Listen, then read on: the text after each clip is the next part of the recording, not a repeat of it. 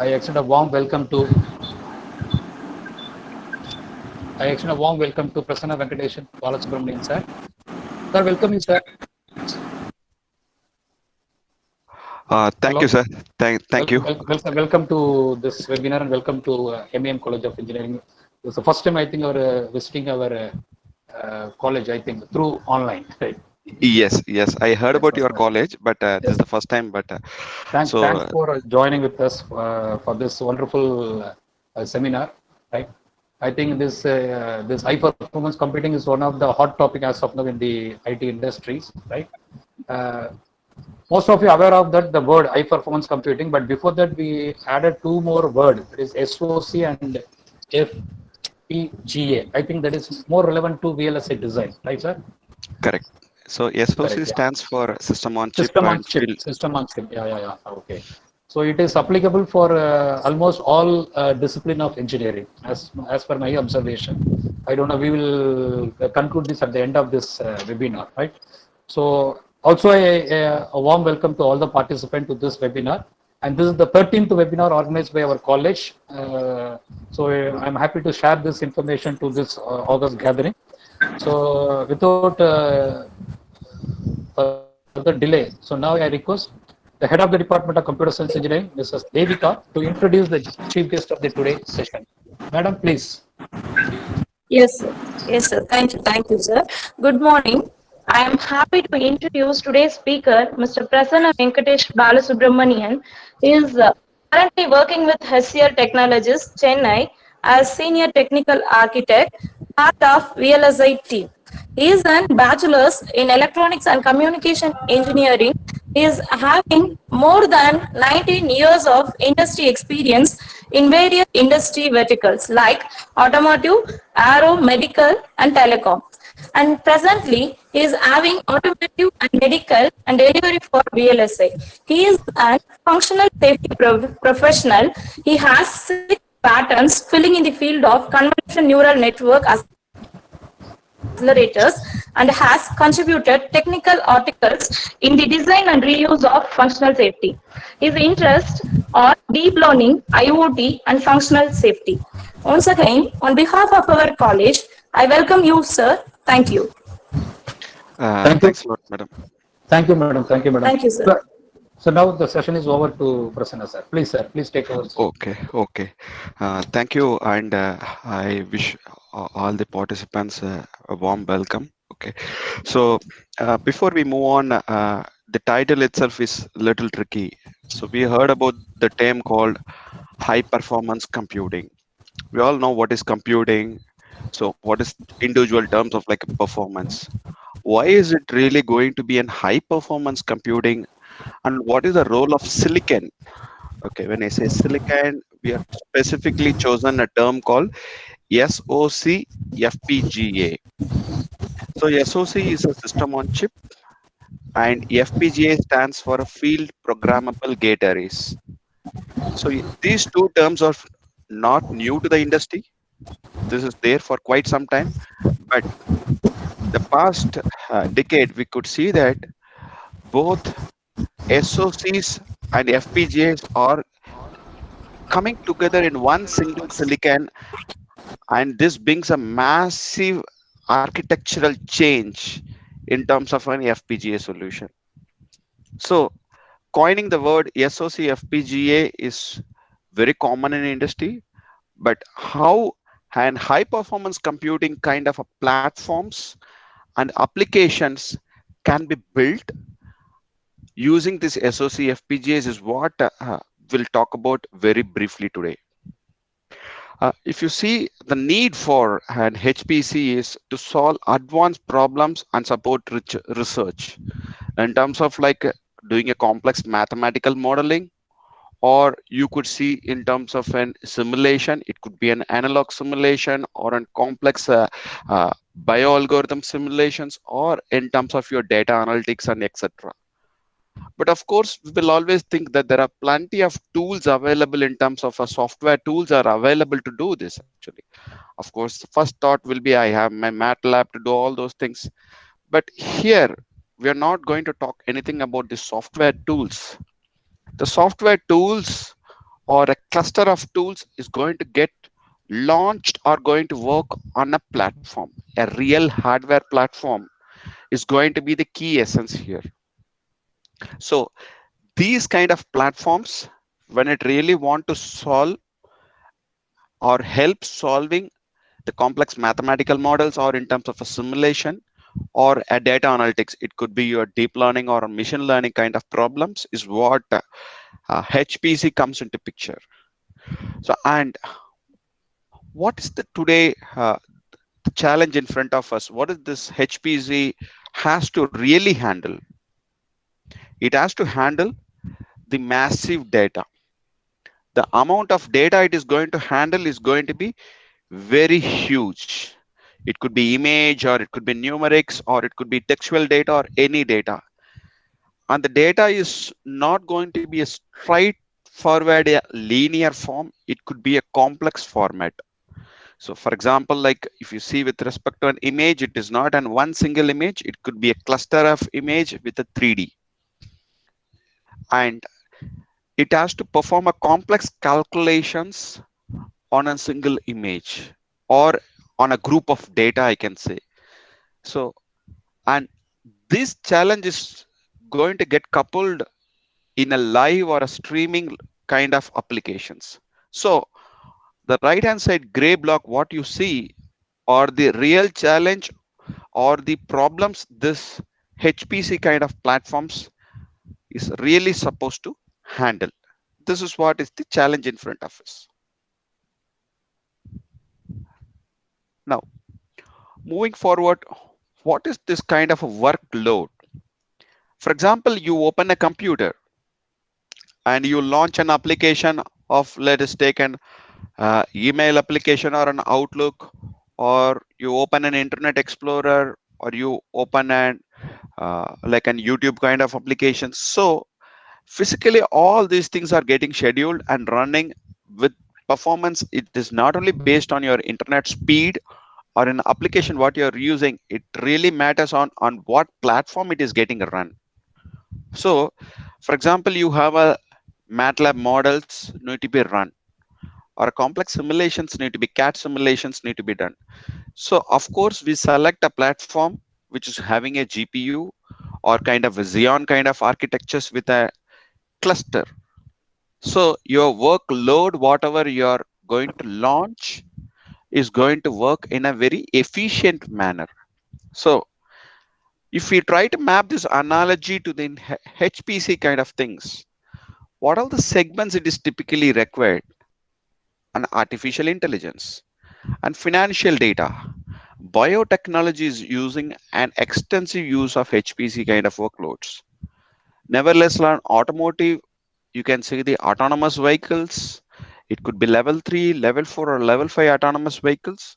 And data analytics and cyber security is one of the major aspects where HPC is getting deployed. So now, as we see what this platform has to solve, it has to handle the attributes like massive data or a data sets, and a complex data it has to handle, and perform the complex calculations, and with the streaming or in a live computational requirements are there. To handle these attributes, real platform what we are going to select is going to have a platform needs in terms of a high throughput. So before we move on to the right hand side, for example, like when we even select a small laptop or a desktop or a GPU kind of things, we will see that what is the memory capacity I need for my problem? Is it for an computational work or my personal use, or it is for data analytics, or I'm an YouTuber, or I'm going to do some content editing or video editing? So these are all the kind of workloads we typically think, and of course select a laptop or a workstation. But you think about a massive way of doing a computation, then the attributes what we select is it has to be an high throughput based solution, and high accurate output I should be able to produce. So the precision is going to be very, very high. And the memory, it is not like TBs, it is going to be a cluster of terabytes or petabytes of data, and the latency is going to be one of the key factor, and scalability. For example, like an AWS kind of structures or a Google Cloud kind of platforms, or I can see in terms of Google TPU kind of environment where TPU stands for Tensor Processing Unit.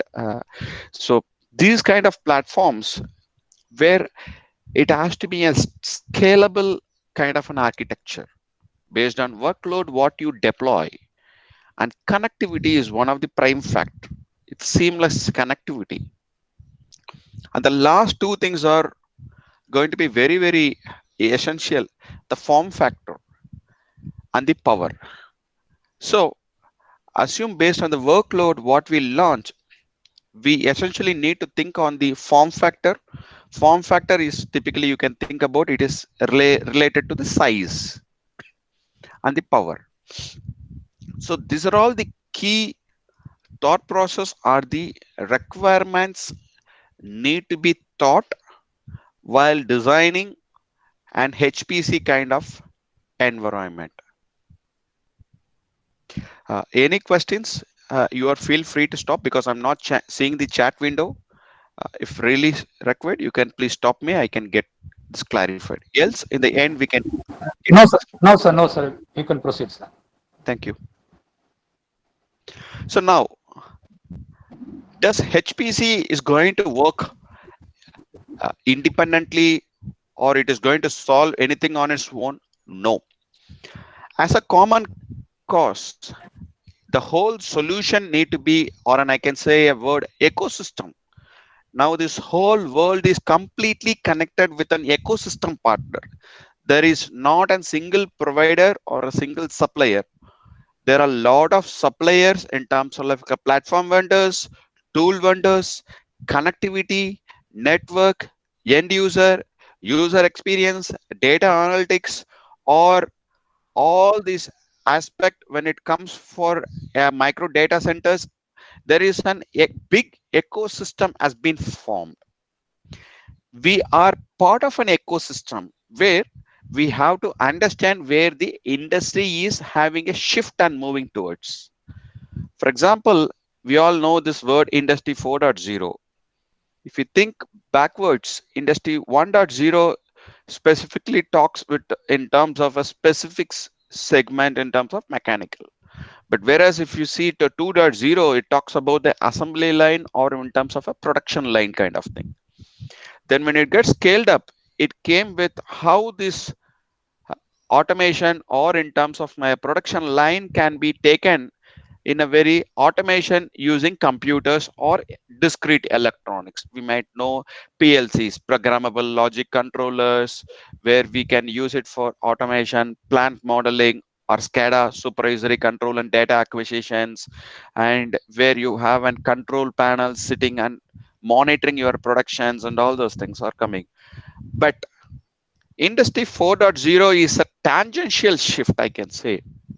It talks about three major attributes called smart sense, smart automation, and I can say smart connectivity. So what is the keyword smart?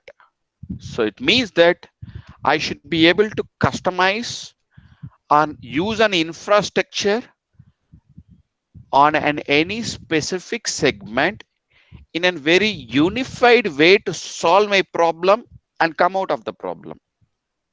And this problem solving need to be an user defined kind of solutions, and with a seamless connectivity and user experience is required.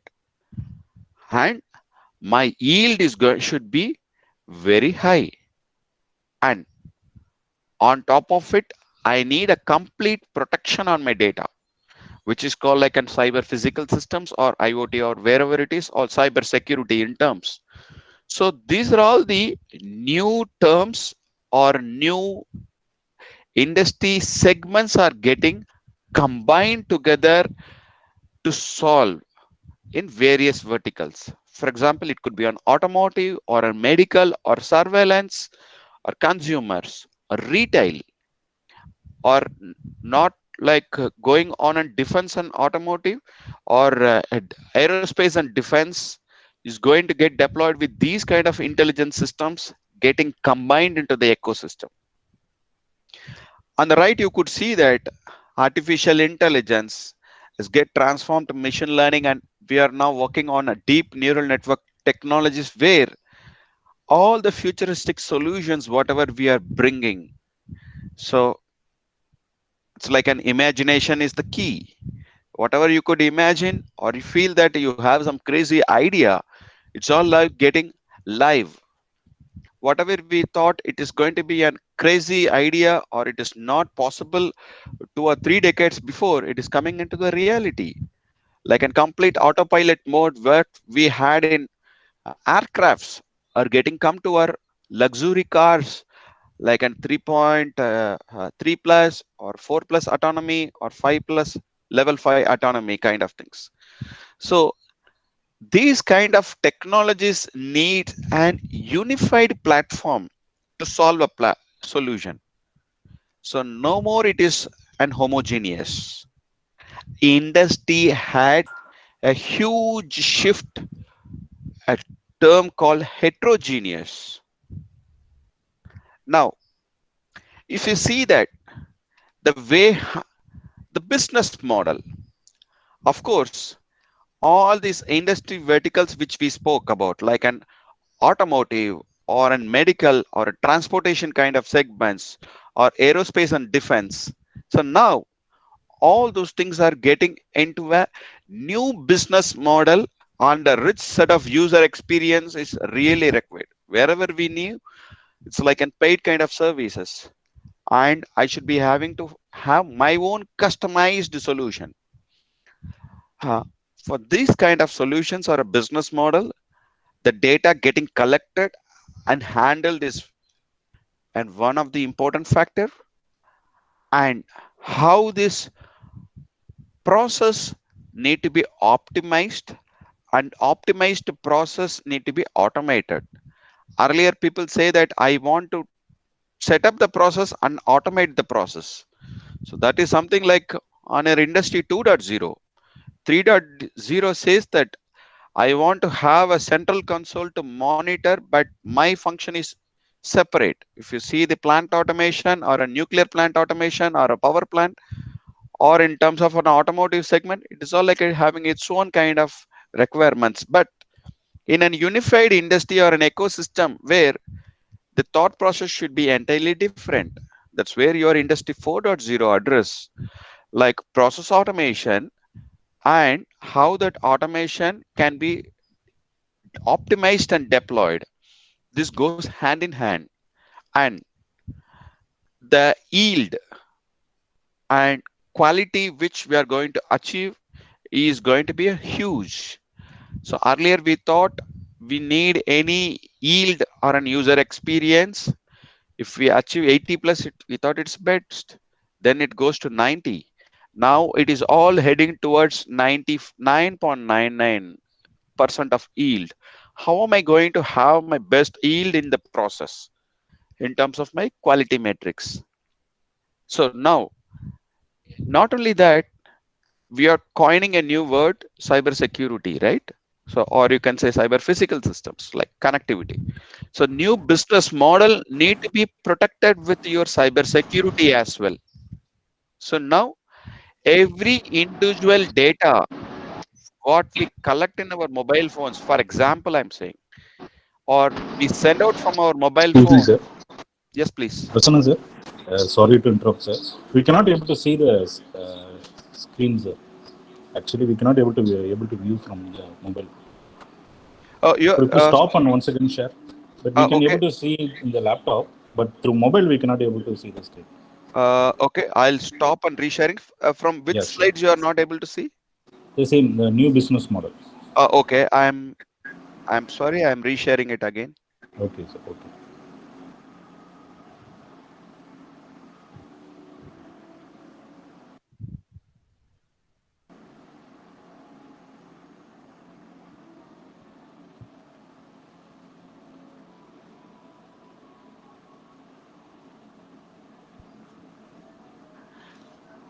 Yes, Let sir. me know We if can you're able able to view. Yes, yes, we can able to view. you're And participants can able to see the screen. Can anyone unmute and? Yes, sir. Yes, sir. Now it's correct. Okay, sir. Okay. Thank you, sir. You can proceed, sir. Yeah, thank you. So now, if you see with respect to the new business model, it is all going to get coupled with the process, and you need a high amount of data security is also coming into picture. Now, every business model, it has to have a complete revenue coupled out of it. It's not a kind of a free charity. So we have to see where exactly the uses of this HPC and what is the real demand in terms of the market analysis. But if you see with respect to one sample graph here, by 2025, where we have about 20k million business on a traditional HPC use cases, and where you have about I can say 10 to 15 billion of kind of an opportunity, it is getting grown when it is an AI focused HPC, artificial intelligence coupled HPC platforms. So now HPC is not only dominating on your cloud or in your data centers, it is getting a huge dominance in terms of your edge computing as well. So I have my data available on my mobile. I collect the data, I do an analytics and just throw the result out of it. It's nothing like where I'm doing it locally at a silicon level. So if you see the data instead of you collecting from a device and getting handled in your cloud, where you process at an edge level in real time in a localized way, is going to be a huge benefit. So where edge computing allows the data from different devices, cloud from where could from various applications, and analyzed and processed before sending it back to the cloud or user device. Now, if you see the advantages of an edge on one side, increasing data security, scalability, and less latency, or in terms of the performance, operational cost, and the business efficiency is one of the key aspects. Now, if you recollect the last 3 slides, we need to solve the real world problems in various domains. On the other side, there is an unified ecosystem which is getting coupled with Industry 4.0. On the other side, you see an edge computing kind of solutions are coming. So tool vendors, tool supplier, EDA tools are at one layer, but the platform suppliers is what is coming onto the other layer. Now, we spoke about the left hand side, the factors to handle. The platform should have a high throughput requirement, memory capacity, latence, and I should be able to scalable. I'll tell a simple example of scalability here before we move forward. I buy a laptop. Let me say I have an requirement of 8 GB. So of course we go and ask the supplier, okay, tomorrow can I go and get it upgraded for 16 GB or 32 GB? So I have my GPU. So or I buy a workstation. So then you will see that, okay, can I go and get included with a multiple GPU card, and can I get this scalable and upgrade it? So it's not a new term, scalability. So you want to have it for one version. Tomorrow you should be able to scale it in terms of your performance or your processing capacity, memory capacity. Of course, it is going to have an impact on your power and form factor. So now the word micro data centers are highly distributing computing solutions are getting together, and edge computing solutions. All these things are going for an hybrid computing solutions. For example, like when you see an AI-based edge computing, specifically it says intelligent and computing solution in various service lines and applications. So that is where is coming here. So it is now no more new technology. AI is not a new technology, or edge computing is not new. Where you marry these two and bring your crazy idea getting realized is what is the new business model. Intelligent and optimized computing solutions. Now we will get to the core crux of our discussion topic. Till now, I'm setting up the context. Why am I doing this? Why am I going to approach these kind of problems? Where, as I said, SoC stands for system on chip. So GPU, we all know that, general purpose processing unit. So left hand side is a typical kind of a processor with the GPU kind of an architecture. In any latest processor you take, you will see a processor core, and it might have one or two GPU cores, and level 1, level 2 cache, and peripherals, high speed, low speed peripherals. When I say peripherals here, means like your USB, SATA, PCI Express, or your Thunderbolt kind of interfaces. And low speed peripherals are like your SPI or I2C, UART kind of peripherals. And on chip interconnects, you have ability to connect from one chipset to the other chipset, and connectivity like Bluetooth or Wi-Fi kind of capability. So this is the kind of on the left hand side. But typically when you see on the right hand side, a GPU, it is having a massive core, a cluster of cores. The core could have a fixed point computing engines, a queuing options, a massive dispatcher and registers to handle independent tasks together. Of course, with a control and cache capability for individual core, or a cluster of core has been powered. Now, even these kind of GPUs will have an on-chip interconnects. On-chip interconnect is another exhaustive topic. For example, like we all know that a parallel bus kind of communication, but it's all like now getting into an AXI, X 3.0 or 4.0 kind of an AXI based interfaces, or an high speed LVDS, or your proprietary bus, or it could be your MIPI kind of bus to communicate between chipset to chipset. So it is getting completely into a hybrid kind of environment. So now a traditional HPCs are built with your processor, cluster of processor, what you see on the left hand side, or it could be with your GPUs, what you see on your right hand side.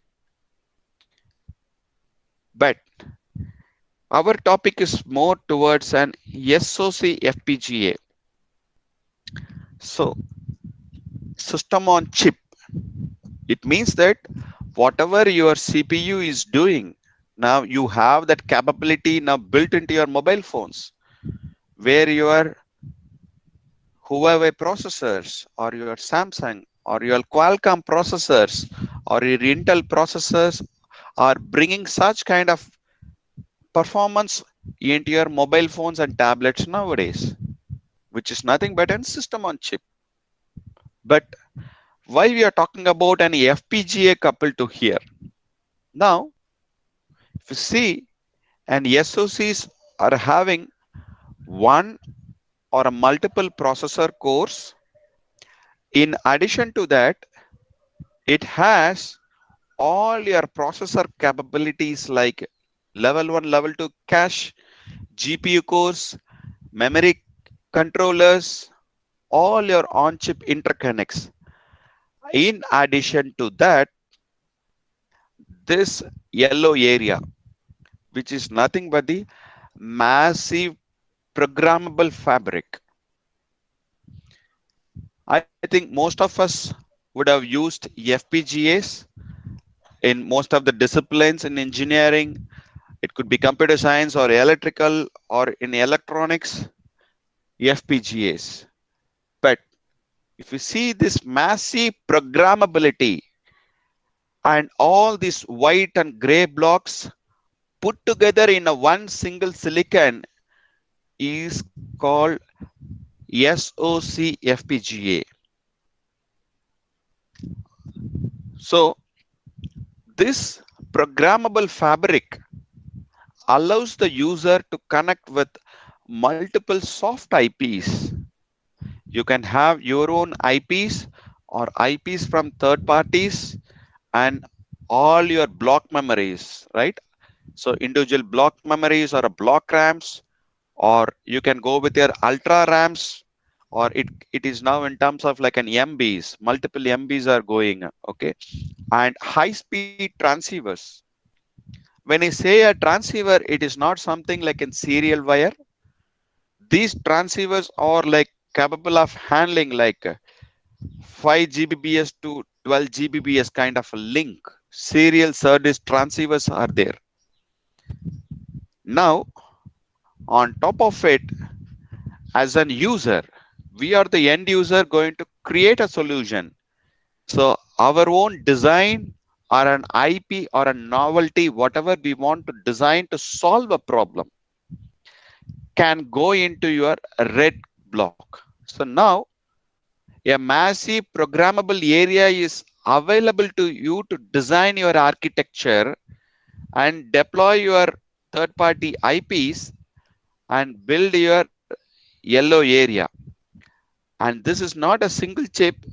Of course, you can talk to your processors and GPUs, and you can have your L1, L2 cache kind of architectures can be available in one single silicon. This gives a freedom, big amount of freedom in terms of creating new solution. For example, you have your own algorithm available for a face detection. You have come out with your own novel algorithm, but when you deploy in a processor, it is going to handle only 10 frames per second. But where you feel I want a 30 frames per second performance, I need lot of parallel processing capability. So in such kind of scenarios, the parallelism can be made in your FPGA fabric, and your processor will give a freedom of talking to your fabric in a very flexible way, and you can have your OS ported on the processor, and you can build your solution in a very easy way. So this is the kind of freedom today these SoC FPGA architectures are providing. Now, this is a sample SoC architecture from Xilinx. The source courtesy goes to Xilinx. And if you see the processor system. Sir, Prasanna sir, sorry to disturb you. Yes, please. Your screen is not visible, sir. Okay, I'll stop and reshare it again. Yeah.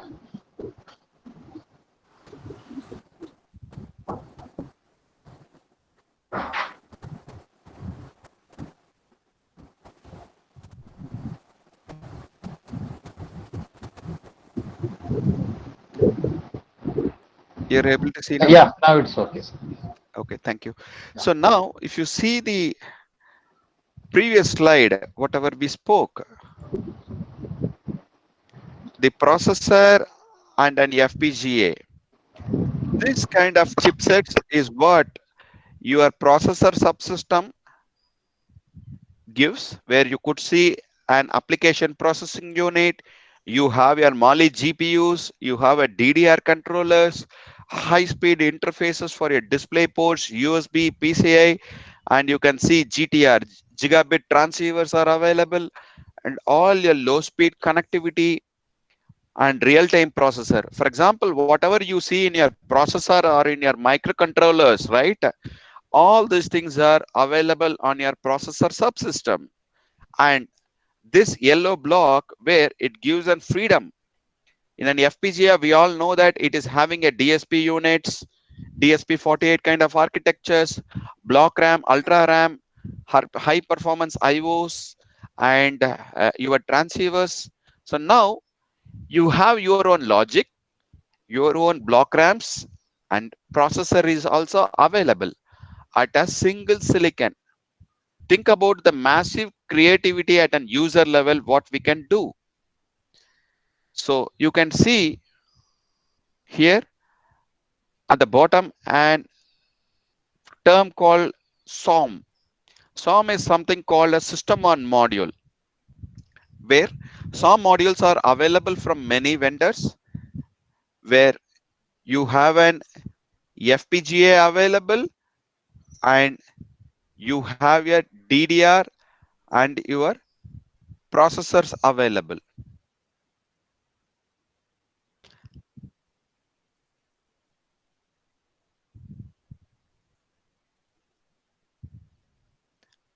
On other side, the source courtesy goes to Intel.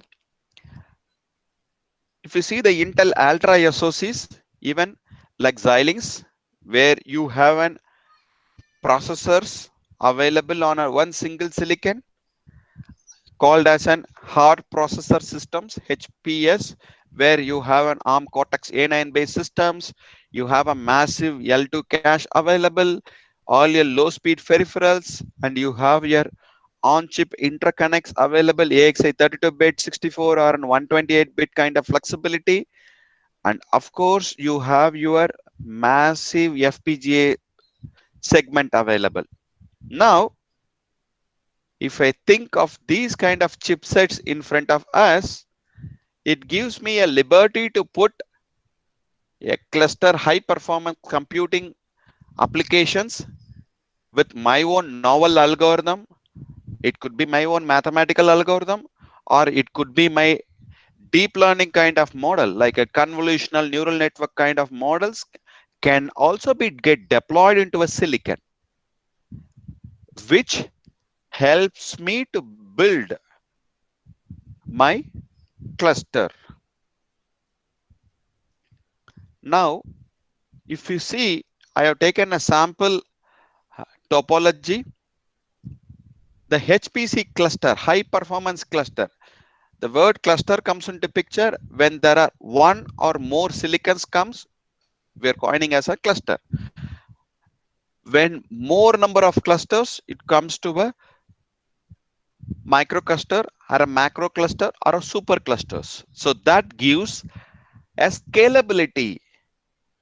Now, in this topology one, you can see there is one single host processor, and where the SoC FPGA, every SoC FPGA has a programmable fabric and a processor available internally.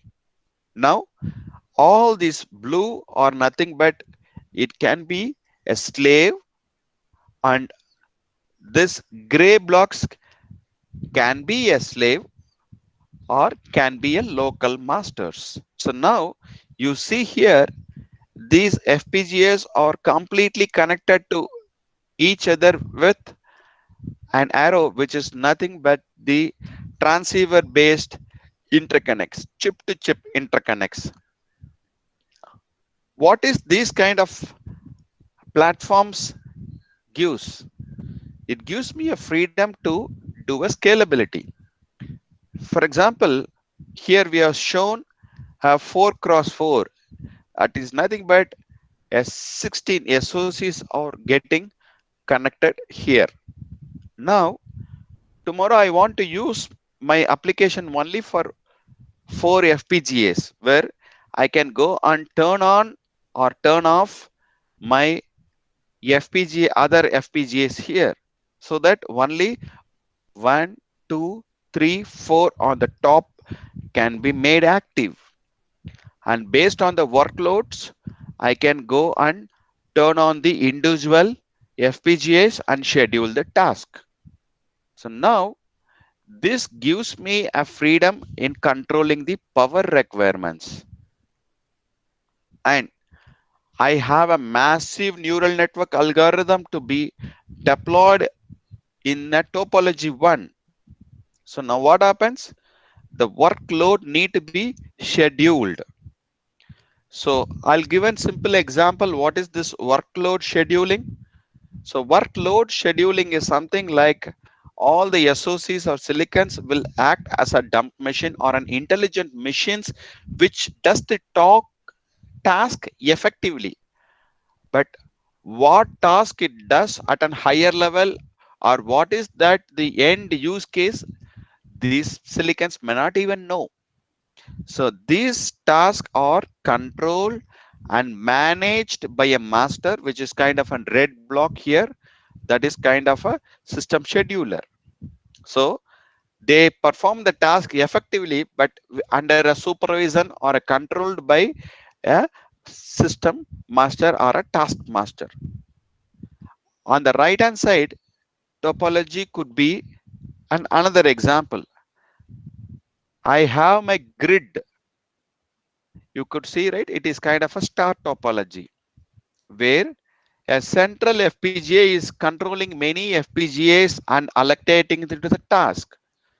But you can see one interesting thing from topology 2 to topology 1 is all these FPGAs are not talking to each other.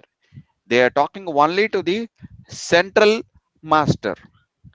And this cluster is controlled by a local host.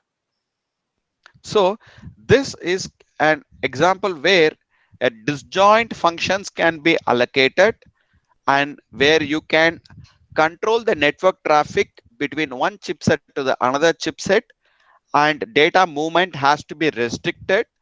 Yes, this kind of topology too can be deployed. So the custom workload scheduled in an FPGAs, in summary, one or multiple scheduler masters can be there and scalable with the host interfaces through PCI Express or LVDS kind of interfaces are possible. Now, another example, assume you have to build a small solution for your research program. You can have one single system master, and you can have these FPGAs 1, 2, 3, 4 could be your slaves, and all these things are talking to one single master to exchange the data or the task completed and return back to your system master. Smaller workloads, full pipelined architecture. FPGA 1 takes a load, he computes and give the result to FPGA 2. Then FPGA 2 acts on top of the data which is coming from 1. FPGA 2 completes the task and gives to 3, where 3 handles the data coming from 2. Then 3 completes the task and give it to 4, and 4 handles the data which is coming from 3. When all these things are getting freed up, this operation can happen in a full pipelined way where the system throughput can be huge. And you could see a common bus where the completed task can be exchanged intermediately, or the status response can be exchanged intermediately to the SOC kind of host. So scalable with an host interfaces and a runtime image processing or an video analytics or a surveillance applications or best possible examples I can think of for this kind of topology. Now, coming to the HPC with AI, we all talking about artificial intelligence everywhere. I have my smartphone where I have my AI capability. So where I have my tablet or my laptop, I say I have my AI capability into that. Everywhere AI is getting coined, but AI workload is going to be very in a different way when it comes for a sensor fusion kind of applications. For example, the red blocks here is kind of an AI workloads. For example, I have took a conceptual diagram where you build an HPC with 12 chipsets as a cluster, and where This red blocks deploy the neural network kind of architectures. Okay. So artificial intelligence algorithm executed in a hardware device locally and based on the data received from multiple sensors. This is one classic example for a sensor fusion kind of applications. And eventually, this helps in building intelligent sensing, intelligent compute, and decision making happening on an semiconductor chips. For example, you can do it only with FPGAs or an hybrid. Hybrid, when I say one chipset here, could one or multiple chipset could be your CPU or a GPU, or another chipset could be your FPGA or an SoC FPGAs. Where is this really used for? One example is a fleet management. We will see in subsequent slides where is it having a real world example.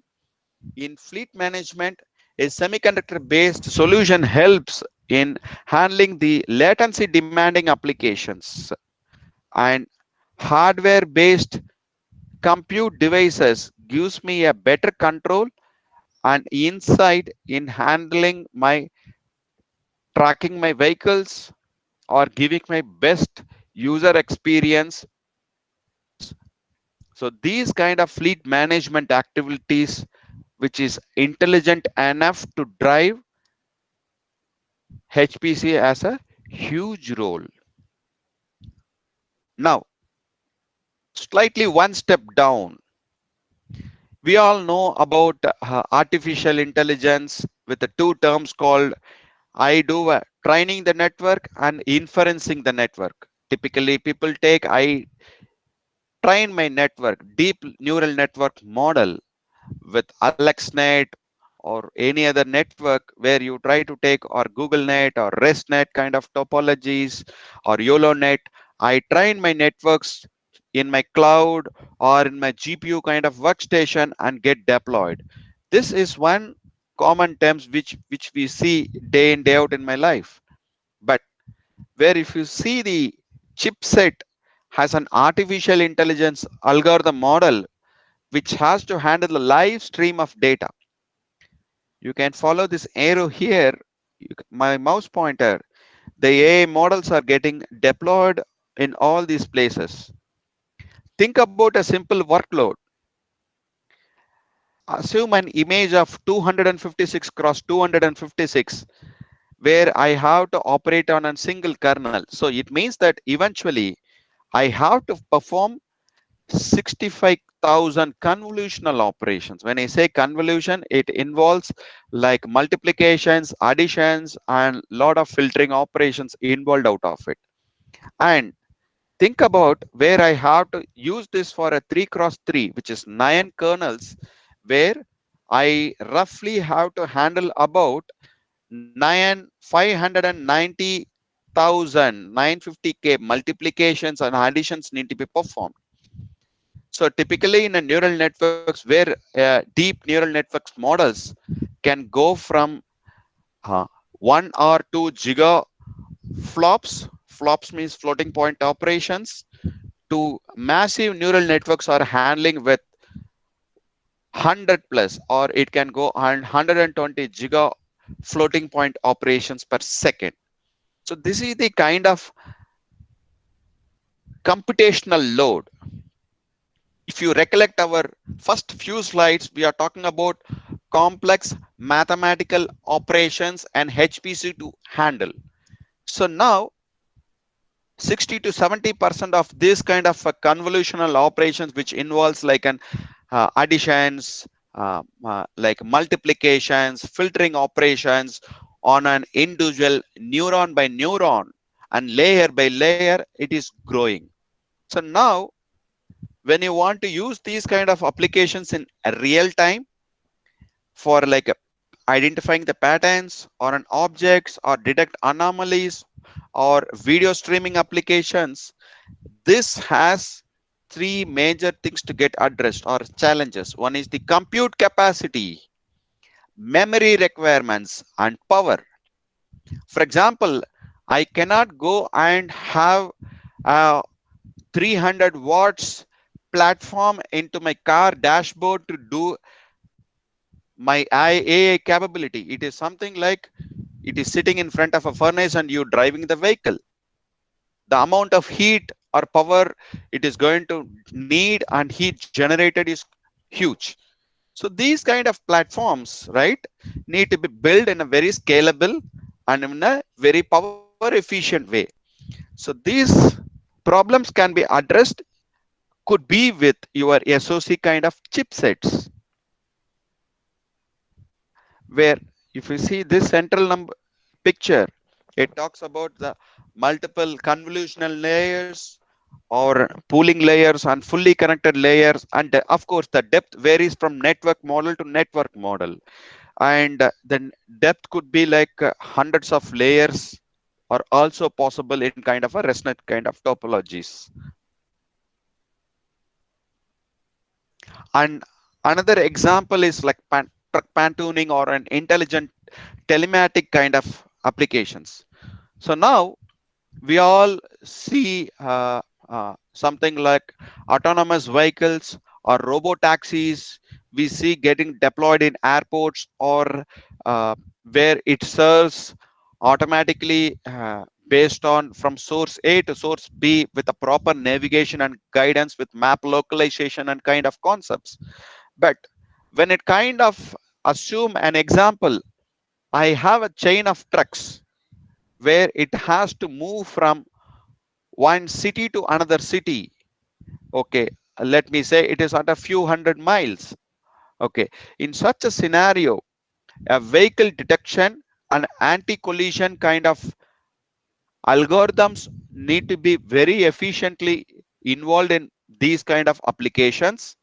And where if you follow this first arrow, the driver in the first truck will be leading to the other driverless trucks. This truck number 2 and truck number 3 are driverless trucks, where these two trucks are guided by your truck number 1, where this collects lot and lot of data through your V2V or V2X. V2I is vehicle to vehicle, V2I is vehicle to infrastructure, because the road conditions, road scenarios, environmental conditions, traffic scenarios, all these things are the live data which these vehicles will be digesting and collecting inside. And the second vehicle or third vehicle will be handling like coupling and decoupling according to the road scenarios will be handled intelligently, and vehicle detection and anti-collision, because these trucks will travel from one city to the another city, could be in highway or could be in small towns, and it travels to in a very complex environmental scenarios. So when I say environmental scenarios here, it could be muddy road or could be in a highway scenarios, or situations could be at a cloud, it could be like a foggy environments, rainy. So these kind of scenarios it could travel. So now assume tracking of these kind of applications, deploy an advanced driver assistance system. For example, like a lane keep assist, object detection, night visions. Of course, these trucks travels even at night time, because truck 2 and truck 3 are driverless. And path planning and map localization are getting involved here. In summary, AI-based edge technologies, which are HPC and rich user experience, can be coupled with these kind of applications, which are very, very essential and get deployed in our day-to-day lives. Now, if you see, we spoke about a lot of things on the SoC FPGAs and what it needs to solve the purpose. Are we done the real rational? If you see, the left hand side is what is the attributes which we spoke about. Just to summarize and recollect: compute capacity with high throughput, high accurate results in terms of a lot of fixed point and floating point mathematical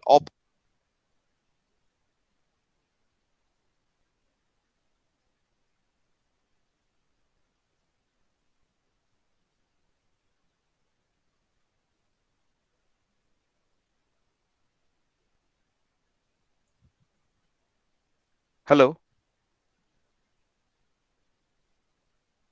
Hello. Hello? I got a message that I'm my talk was. I mean, no one is able to hear me. Yes, sir. Tell me, sir. No, no. I got a message that my mic is muted and unable to hear. Prakash? Prakash? Sir, You are able to hear me till now? No, sir. Prakash, just you unmute sir mic.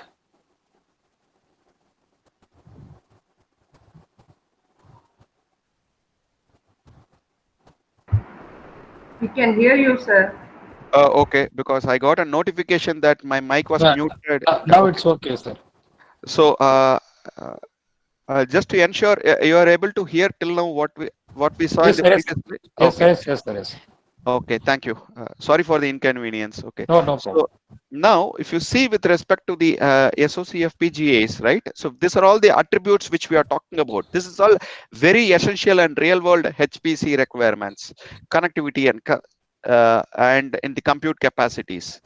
And whether SOC FPGAs, if I try to see a massive parallel fabric helps me to do the parallel processing and high accurate outputs. I can able to do this with my fixed point and floating point DSPs available, and I can do like an AI kind of computational models can be built.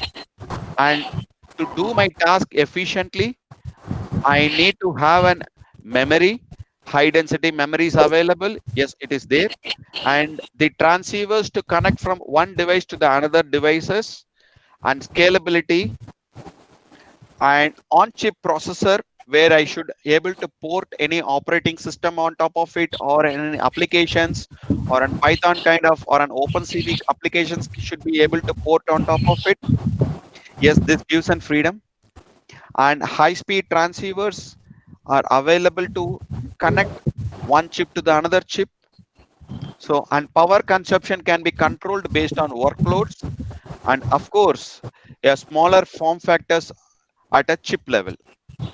So any real world problem that demands a specialized accelerators, so these kind of SOC FPGAs will meet the heavy computational loads, and for example like a AI inference as well. So as a summary, the fast growing and high demand applications like smart sense and compute requirements and highly flexible and scalable architecture can be built, and it is no more a single solution, it is an heterogeneous solution. It's a mix of your CPUs and GPUs and programmable FPGAs all put together is coming to a platform level solutions, and multiple node topologies can be built. That is possible, and an user can schedule the task, allocate the activities to the individual FPGAs in a various topologies. It is completely scalable and modularized architecture can be built, and a partition across multiple devices or across the clusters itself is possible. And when it comes for a billion computing operations in a complex deep neural network applications which is happening at a runtime, yes, these kind of HPC platforms give a full freedom and flexibility to the user, and it needs a lot of localized memories. Yes, the high bandwidth memory access via the gigabit transceivers are possible, and power efficiency, like fast growing market needs more power efficient deployment solutions. So that is also is possible. Now, coming to the AI based applications, when you want to use it for in HPCs, yes, a flexible hardware software partition is possible. This gives a promising solution in terms of like your mission critical application where you want to port an operating system, and real scheduling is possible, cost effective, and less connectivity. where you want to have a localized decision making with your memory. Every time you need not to move your workloads to cloud, but where you want to use it around 80 to 90% localized computing capability, and 10% or 5% you want to move it to cloud and take some decisions. This gives a big freedom out of it.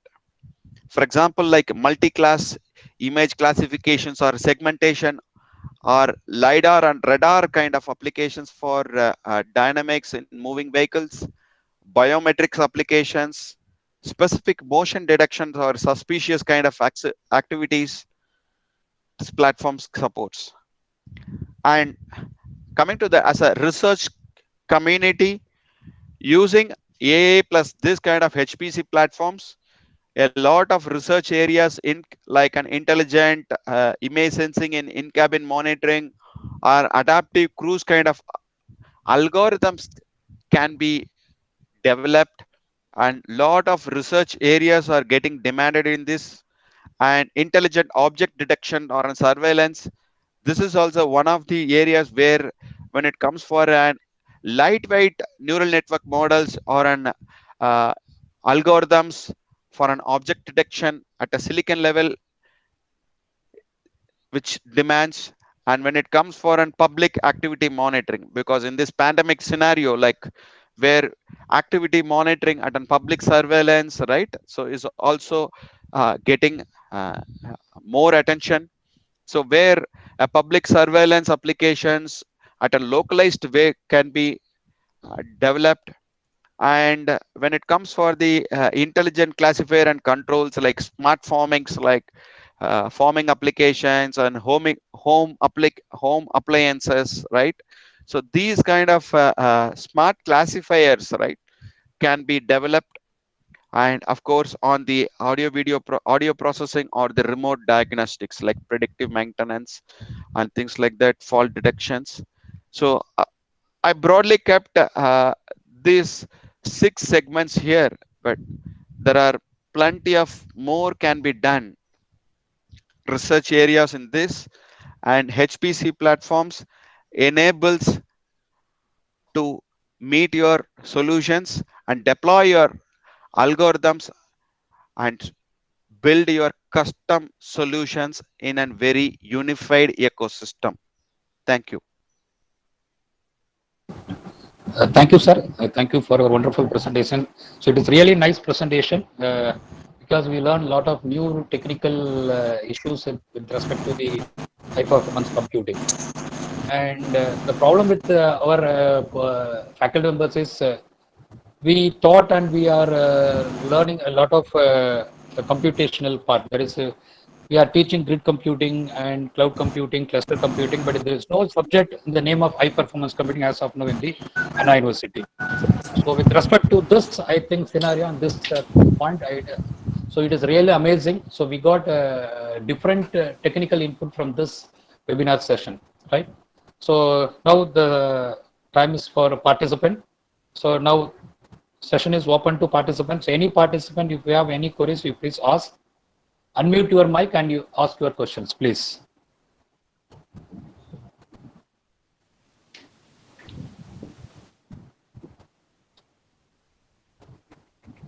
Participant, please.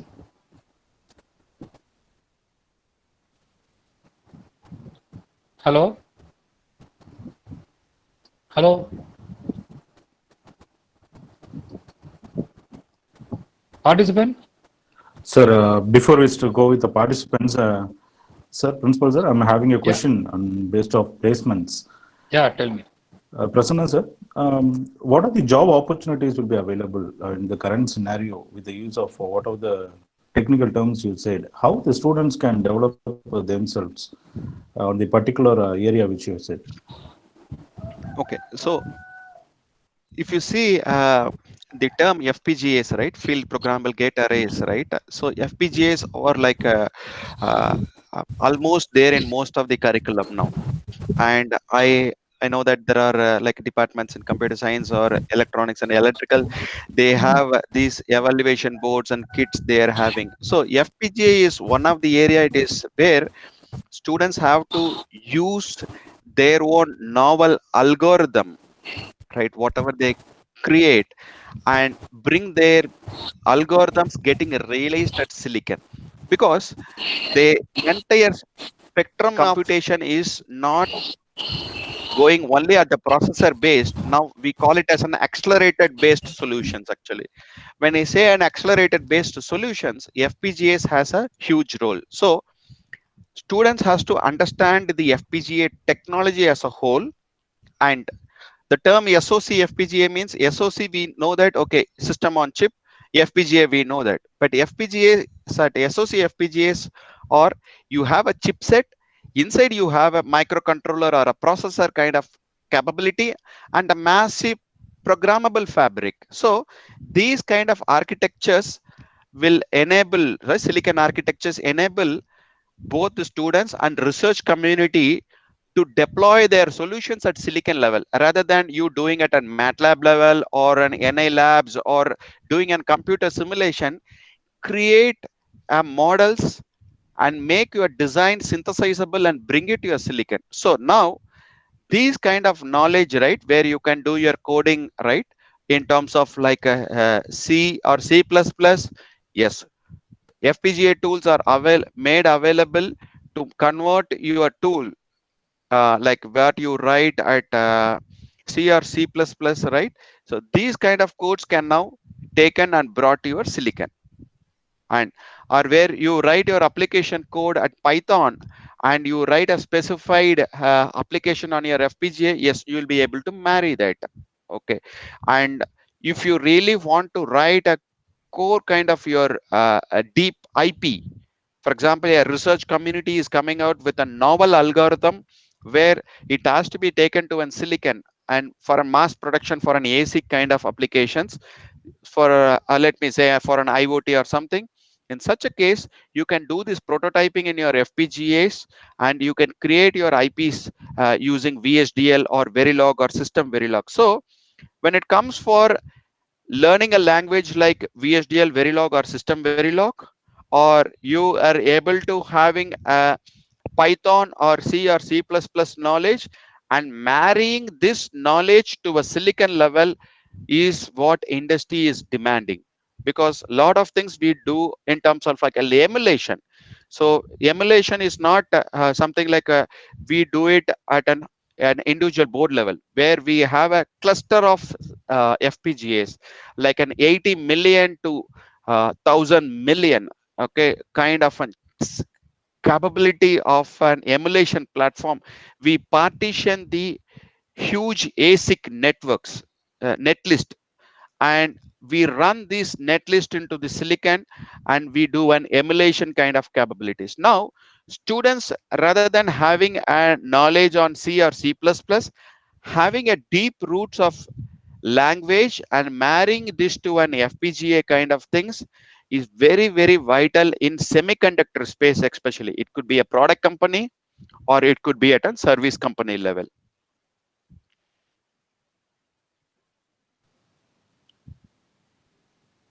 Thank you, sir. Thank you so much for that. I have two more questions the participants posted in the chat box. Shall I read it, sir?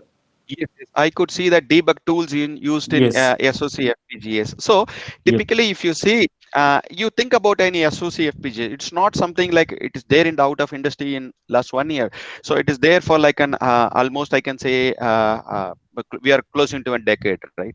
So now the debug tools and internal logic analyzer, we call it as an ILA or a chip scope kind of debuggers are available at real time to debug your silicon, a programmable fabric. And these tools, right, for example, like Xilinx Vivado or in terms of like an Intel Ultra Quartus kind of tools, gives you a freedom to connect with their chip scope or signal tap kind of tools to debug your design at a real-time performance. So, for example, in the labs, we use an oscilloscope or logic analyzer to probe the signals outside, correct? But where, assume I did my design and which is sitting into my silicon. So these kind of ILA, internal logic analyzer kind of course, enable you to debug this, your design at a silicon level. Of course, your SoCs can be debugged through your general SDK environments. So through your USBs or keel kind of things, and there are a lot of debuggers available by the individual vendors for a SOC and third-party suppliers, which gives the freedom to debug at a real runtime.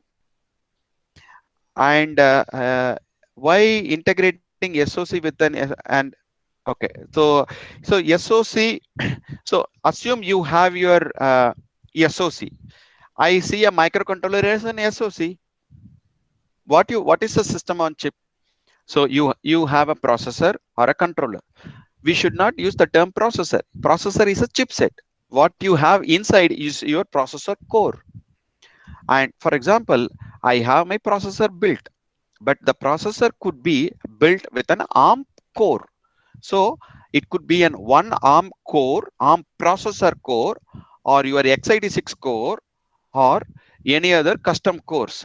Okay, so these cores could be a single or a multiple cores. Now I put multiple processor cores and with a massive memory inbuilt and with all my peripherals all put together.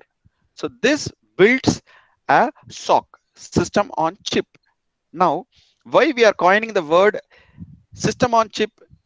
SOC FPGAs means you have all your processor capabilities along with a massive FPGA capability. That's what I told, a programmable fabric. So this programmable fabric in a plain vanilla FPGAs, these kind of fabrics are now available in a silicon. So assume I have my neural network algorithm available. What I will do, I have my FPGA, SOC FPGA to develop my own custom algorithm, what I model in my MATLAB or something, or my IP, and port it into an fabric part of it. But of course, I need a processor to talk. I need an operating system to get running on top of it. I need an application code to run. So this SOC or the processor cores inside your silicon helps you to talk to your core or a fabric internally so that you are building your own custom solutions. And SOM is altogether a different term. Now I said we want to build a solution. A chip alone is not a solution. A chip need an external DRAM or a DDR. A chip will need a power supply. A chip will need an external memory or a flash to program it, or you need a chipset with an additional, let me say, a small microcontroller or an ADC or a DAC. So now these kind of applications, when you really select, the SOM modules are something called a system on modules. Most of the third-party suppliers take the FPGA and they will provide the DRAM. DRAM is nothing but your DDR kind of memories, like an 1 GB, 2 GB, or even 512 KB. According to your SOM module, they will put, and your power supply. So rather than you having a big evaluation boards, right? You might have your evaluation kits in your college labs. So rather than going with such a big board, you will have a credit card sized board available that solves your purpose. So that kind of term is called SOM, system on module.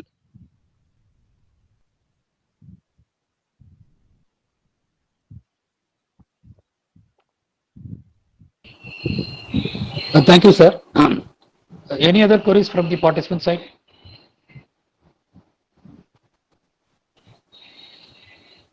So I would strongly recommend the research community and student community. So in terms of like more towards silicon, we all know it is moving high performance computing. So get deep roots on your GPUs, get hold on like technologies or programming languages, which is very, very specific to your silicon level on your FPGAs, and don't stop your research or your analysis at a PC level. Bring that knowledge and put it into silicon. Get that realized. So that is what is really required. If you don't think about your artificial intelligence, I download a proven network model, I run my model getting trained in my PC, and it is running, and I'm doing able to do that. Bring that model into a silicon. So you can form a research community with inter-departments. So can if you can take a problem, a computer science department can approach that in terms of how that can be ported in an ARM processor or any other processor or a GPU, and electronics or electrical department can see that how this can be broken and taken to your FPGA. So both put together how a solution can be built and realized into your FPGAs. So this is the kind of thought process will enable you to realize and get into deep roots of it. Thank you, sir. Thanks for your advice. If there is no question from the partisan side, so I have a single question from my side, sir. Yes, Right. sir. So with that, we will finish this session. Okay. So nowadays we are using multiple devices for our computation, right? Mhm. So we have a desktop, we have laptops and a smartphone, and some devices are using a standalone processor. Some devices are using migrating to the high performance computing, right? So in a year or two, all these standalone processors will be replaced with this HPC architectures. Okay. Okay. So what about the cost factors? Okay. So when you see with respect to HPC, the role of HPC comes into different segment all put together. For example, in our mobile phones, where we have a single processor, let me say, and there will be one or multiple image co-processors. Typically you will have it in your mobile phone kind of or tablet kind of mobility devices. It could be a laptop, or it could be a tablet, or your mobile phones, mobile devices, all put together. So but these all put together getting replaced into one single silicon is not the approach. What HPC role is something like where you have a huge volume of task where you need a massive programmable capability and a cluster of cores getting incorporated. Now, Yeah. when you see with respect to the cost factor of it, the, the tech the tech the technology node is shrinking actually. For example, now industry is working on technology node like 5 nanometer, 7 nanometer and 5 nanometer and going below actually. So the shrinking of technology node will of course shrink your device size. The power factors will get reduced. And not only that, the instead of one single silicon with 28 nanometer or a 40 nanometer, it is going to be a multiple cores into a one single silicon, but of course with a slighter bigger die size with a reduced power and cost is where the industry shift will happen and moving towards. This will have a huge transformation on your laptops as well as in your mobile phones as well. But HPC role will be having when you see your neurocomputing or neuromorphic computing also happening on your smartphones. So that kind of scenarios, HPC kind of environment enable you to build the solution at a real time and deploy it locally at a smaller footprint. So that is where training and inference which we spoke about. Sir, good afternoon, sir. I have one question. Yes, please. Sir, nowadays polytronics plays an important role in electronics, Okay. replacement of silicon. How it affects this FPGA implementation, sir? See, if I'm not completely in deep roots of full understanding on polytronics, but the FPGA's kind of a role, whatever we are talking in this context here, is how you can take an solution It could be an mathematical model, or it could be an any deep neural network model at a silicon level and implement in a smaller footprint is what we are doing it. And the technology node, as I indicated, it is getting strinked. The technology node is getting strinked towards like at 7 nanometer and below. So the FPGA role is going to now get accommodated with a smaller footprint, with a low power, and win an highly accelerated performance. But impact of the polytronics onto this, I may not be able to appreciate immediately.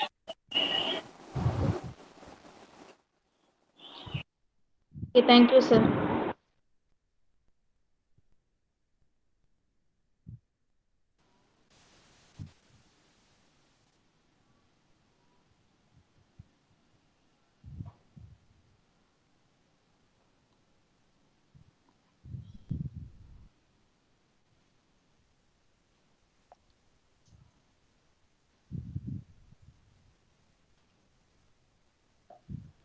Hello, sir. Principal, sir.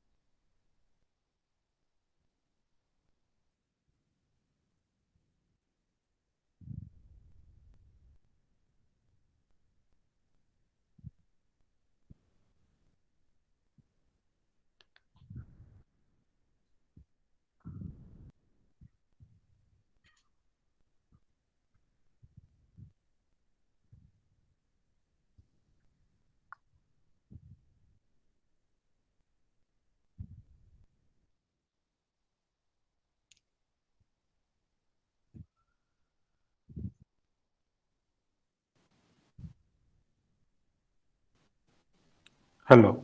Hi. Hello. Sir, I think you have answered all the questions from the audience side. So, any more questions from the audience?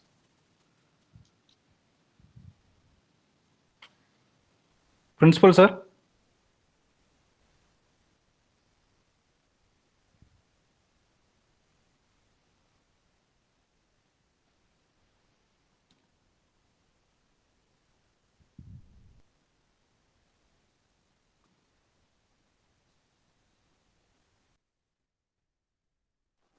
Prakash? Prakash, I think he's offline, I think so. Sir, yes, sir. Prakash, please proceed with your vote of thanks. So, some network issues, sir. Yeah, now you can speak, right? Thank you, sir. Yeah. Honorable Speaker of today's session. Okay, sir. Honorable Speaker of the today's session, Mr. Prasanna, sir. Respected Secretary Correspondent of College of Engineering, most respected Dr. S. Ravi Moran, Principal, sir. Respected HODs of all the departments and my dear participants and participants from other colleges. It's my privilege to give the vote of thanks on this occasion. On behalf of College of Engineering, I extend a hearty vote of thanks to all the participants in this session, and I thank Prasanna sir, who gave us a wonderful session to all the students in his busy schedule. Thank you so much, sir. It was very much informative, and there will be a good takeaway from this webinar for all the students. Your presentation was very good, and the students are very much appreciated about the technical things you said, and they've got very good feedback about these sessions, sir. And thank you so much, each and everyone who participated, who give the patience throughout this webinar session. Once again, thank you, everyone. Thank you, sir. Thank you, sir. Thanks a lot. I really want to thank MAM College also, so for giving this opportunity to connect with your faculties as well as the participants. And I really want to give my special thanks to our principal sir also, because a lot of course interactions. Really thanks for that, sir. Okay, thank you, sir. Thank you. Yeah. Thanks, Thank you all. thanks for your, yeah, thank you, sir. Bye. Thank See you you. all. Yeah, thank Bye. you. Bye bye. Thank you, Bye.